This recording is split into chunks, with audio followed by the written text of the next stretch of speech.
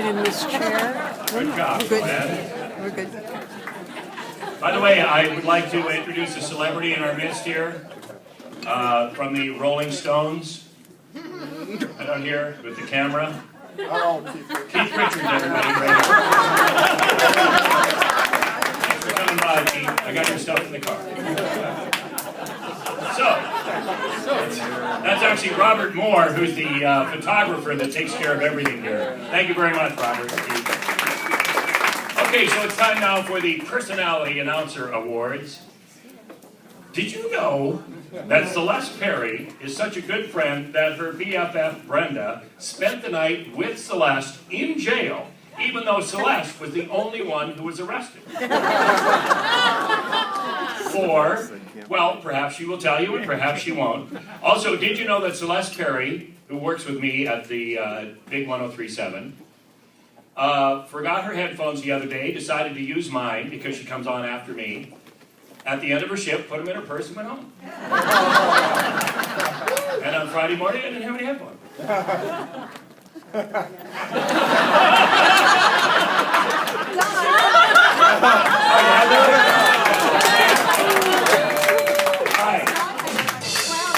Okay, you're once removed. You can't come up here. Oh, look at this, huh? Is she a sweetheart or what? Also to present Celeste Perry into the Hall of Fame, here's Kim Wonderley.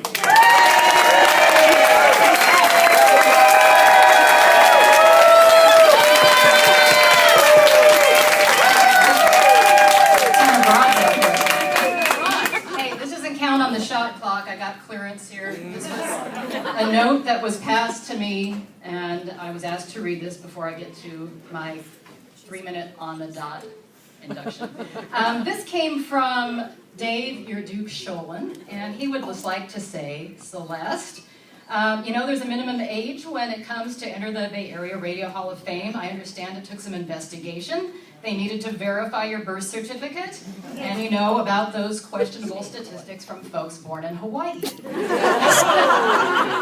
you know, by the end of this luncheon, I think we're going to be all pulling our pensions. So somehow you sneak past the screeners, but no doubt you are more than deserving of this honor today. Your Duke could not be happier knowing the Pineapple Princess is in the official Hall of Fame inductee. Sorry I couldn't be there to witness this in person, but he says I am certainly with you in spirit, and like Alan and your family, thrilled for you. So congratulations from Dave, your Duke Sholin. They worked together at KFRC, which was actually a really great morning show. You know, there's a scale by which you would measure the likability factor of media people. It was called a Q rating for TV. And so you'd have somebody like Frank Dill at the high end of the scale. Everybody loves Frank. And then there'd be somebody like, I don't know, like a Kevin the Rat type character at the other end. I'm kidding. Well, Celeste would be way off the charts. You know, men like her because she's smart, she's witty, she sounds sexy on the radio. Women love her because she's smart, she's witty, and she sounds sexy on the radio. But it's not in an intimidating way. It's in a way that you really want to get to know her. And that adds up to a great Q rating. Now, as a wee lass growing up in Hawaii, her mom, Bunny, had one ear tuned to the radio constantly, and so Celeste really adored the mellifluous voice of a gal named Joan Gerber. Does anyone remember the story lady? Anyone? No. I know Celeste does. She was also a big fan of the syndicated Chicken Man series. And maybe this is a strange synchronicity because Celeste gave up her special education career goals to launch her broadcast career wearing a chicken costume as a mascot at station events. I think that's really solid career planning on Celeste's part. She lands an internship at KKUA, the Big 69 in Honolulu.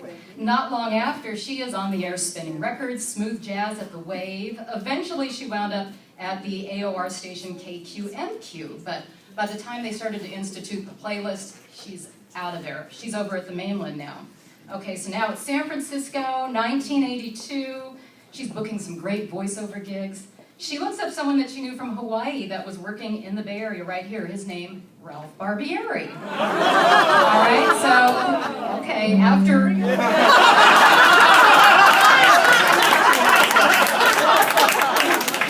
So after Ralph talked about himself for a couple hours, he actually got her an introduction with a guy named Alan Hotland, right? He was the broadcast legend who was running KSFO, the world's greatest radio station.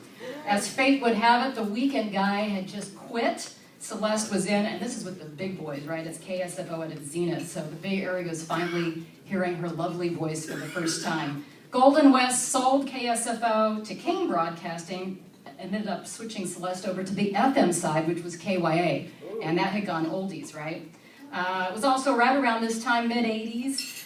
I was hired to do music research at KYA. That's where I met Celeste. One day, a client asked me to submit an air check for a position at a traffic company. Well, I had no intention of being on the air at all. I was so over my skis. So what I did, I studied Celeste's delivery intently because I always thought she is the gold standard, right?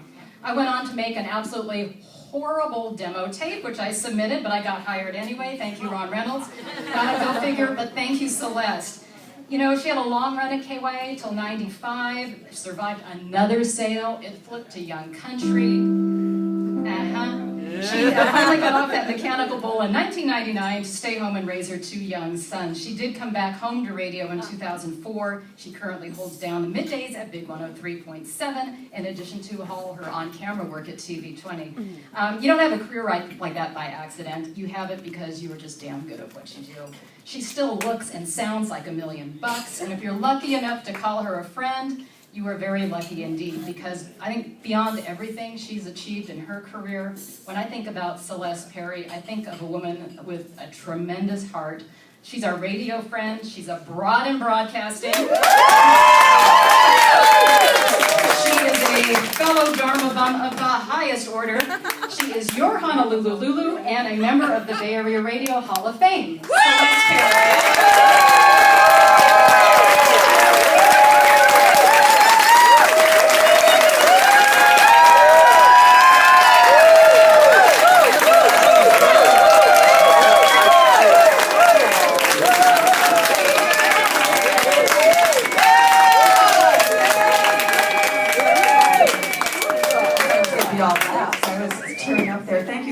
Kim Wonderley. I forgot to put my glasses on.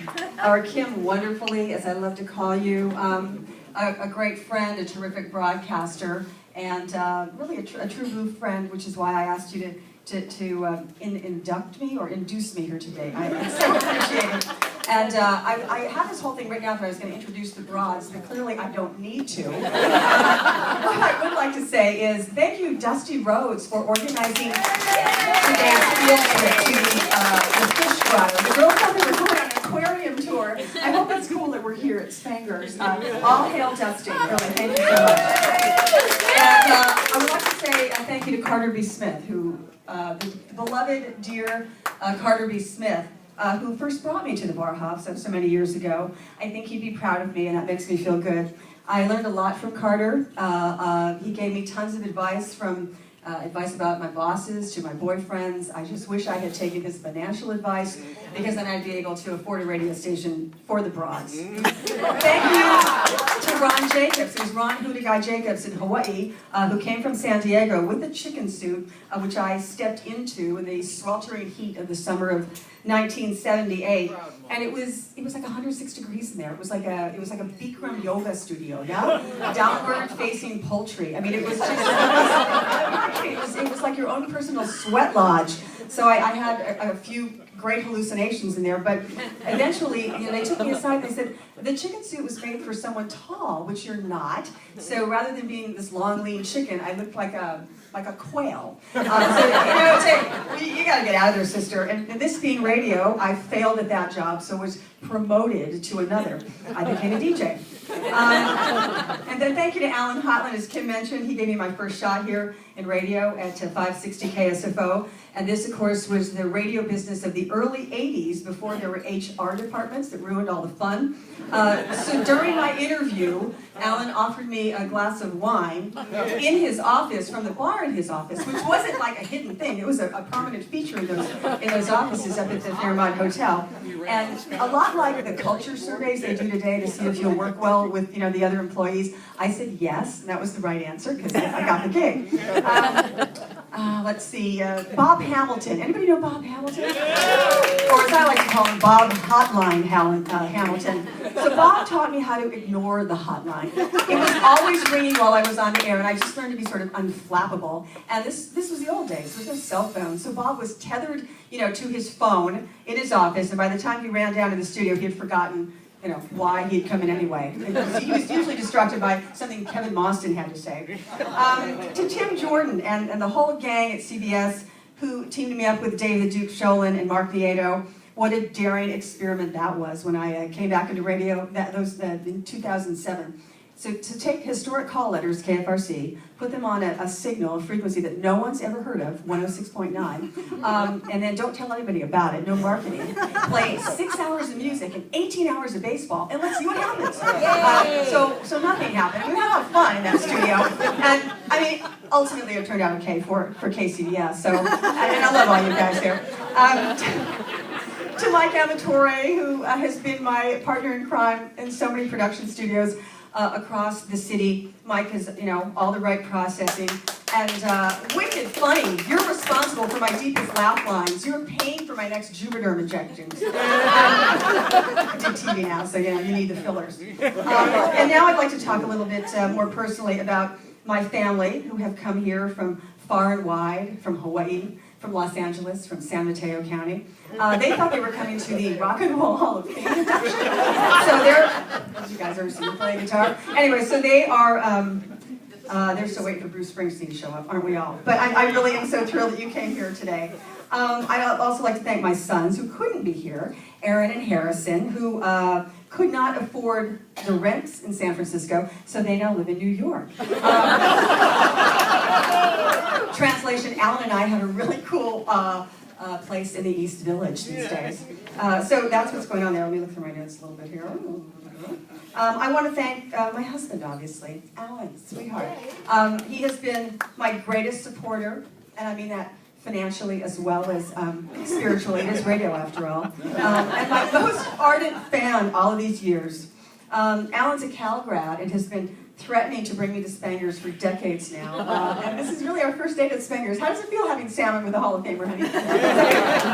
So Alan's not in the radio business, clearly. And so he still has this, and as I said, he's my biggest fan. So he still has this naive hope that maybe when Terry Gross finally quits her gig hosting Fresh Air, that I'll get it. You know what I'm saying? WHYY in Philadelphia. Alan, Joanne Wallace is here. Come over and talk to her. And finally, I would like to thank the people where it all began. My mom and my dad, Bunny and Elle, who are no longer with us, but their musical tastes sort of lean more toward the Ray Conniff singers, but they were willing to sit through, a live version of Stairway to Heaven at 3 o'clock in the morning, just to hear me do a weather report in Hawaii. That's really, it's sunny and warm, and it'll be sunny and warm tomorrow, and the next day, and probably till the end of the world. So they were the bomb. And my mother, when I was reflecting on the speech today, my mother was my first program director.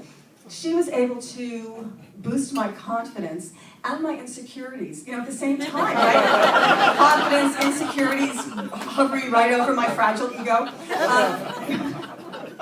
And here's the best example. I'm wrapping up right here.